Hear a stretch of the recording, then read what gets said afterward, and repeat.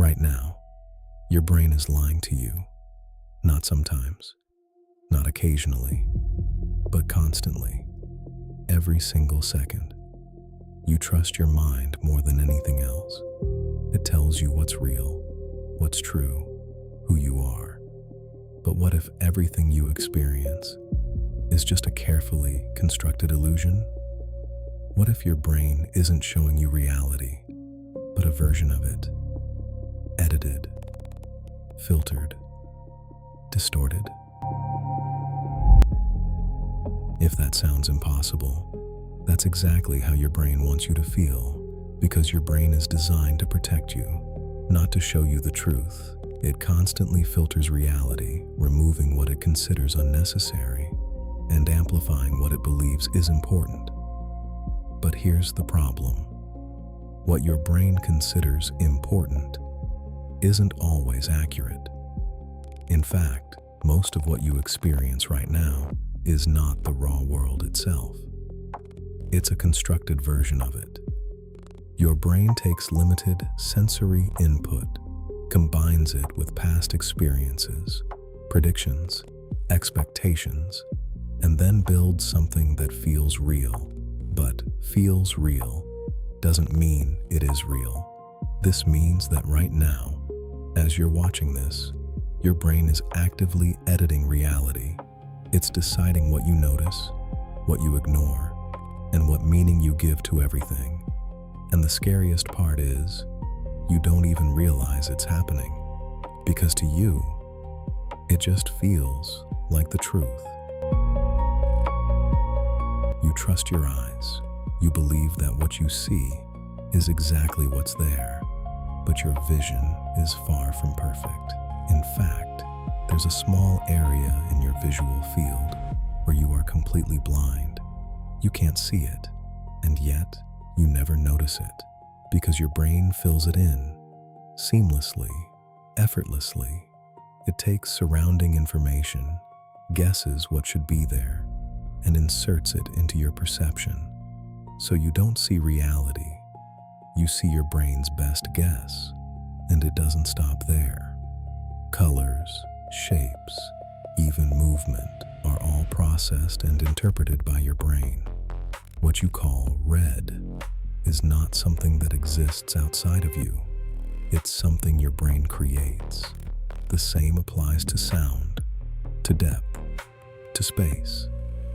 Everything you experience is filtered, translated, and reconstructed, which means you are not experiencing the world directly. You are experiencing a simulation built entirely inside your mind. Your memories feel real. They feel like solid evidence of your past, something you can trust. But memory doesn't work the way you think it does. It's not a recording. It's not stored exactly as it happened. Instead, it's reconstructed every time you access it.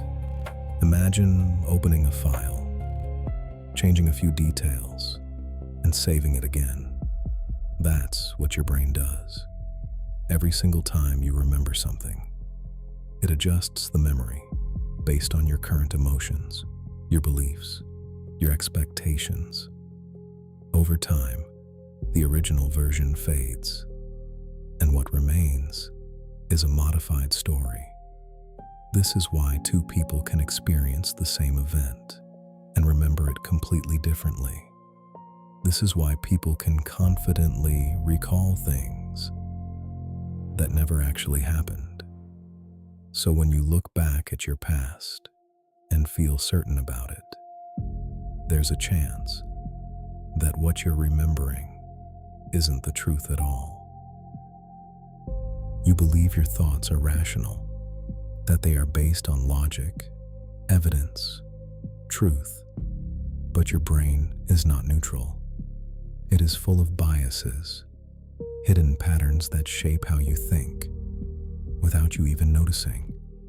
For example, your brain naturally looks for information that confirms what you already believe and ignores anything that contradicts it. This is called confirmation bias. It creates a false sense of certainty, making you feel right, even when you're wrong. Then there's negativity bias. Your brain gives more weight to negative experiences than positive ones. That's why one bad moment can overshadow 10 good ones. And it doesn't stop there. Your brain simplifies complex situations, jumps to conclusions, and creates shortcuts to save energy. But those shortcuts often lead to distorted thinking. So the thoughts you trust, the conclusions you make, might not be as accurate as they feel.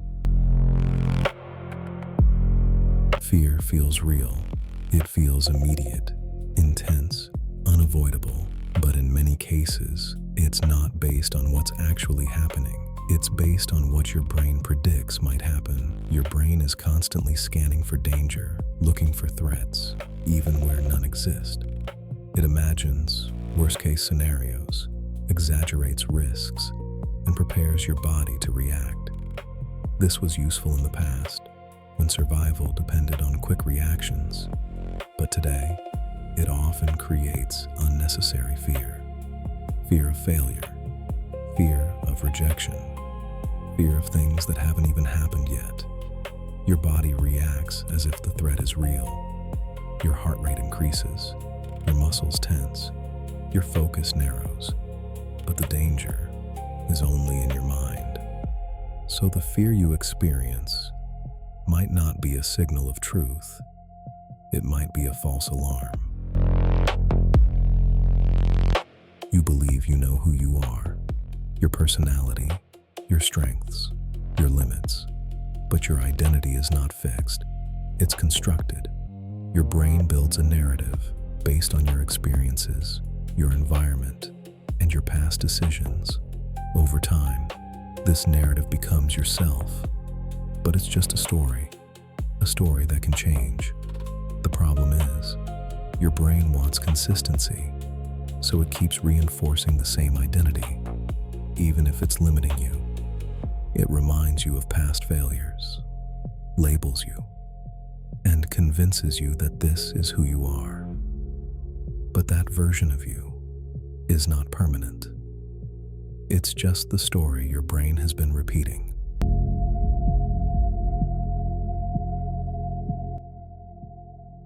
But here's the most important part.